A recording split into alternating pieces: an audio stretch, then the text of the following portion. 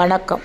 இந்த வீடியோவில் நான் என்ன சொல்ல போகிறேன்னா, வயசுக்கு வந்த பெண்ணுக்கு என்னென்ன சத்தான ஆகாரம் கொடுத்தா பிள்ளைங்க ஆக்டிவாக இருப்பாங்க அப்படிங்கிறத நான் உங்களுக்கு சொல்கிறேன்.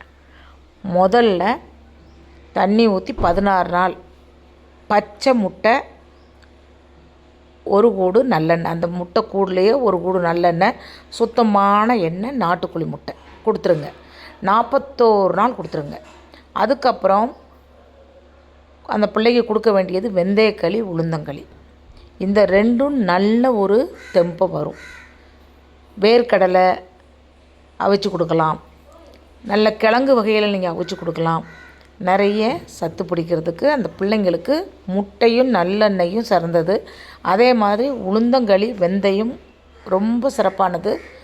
அதை கொடுங்க. பிள்ளைங்களுக்கு அந்த வயசுக்கு வந்த பிறகு திருப்பி மறுத்தீட்டு வரும்போது குறுக்கெல்லாம் வலிக்கும். அது வலி இல்லாமல் இருக்கணும்னா நல்லா கருப்பு உளுந்து பச்சரிசி போட்டு நல்லா அரைச்சி வச்சுக்கிங்க. உளுந்தங்களி கிண்டி அதுக்குள்ளே அந்த நாட்டுக்கோழி முட்டை உடச்சி கொஞ்சம் நல்லெண்ணெய் ஊற்றி கொடுங்க. ரொம்ப சிறப்பாக இருக்கும். இந்த வீடியோ பிடிச்சா சப்ஸ்கிரைப் பண்ணி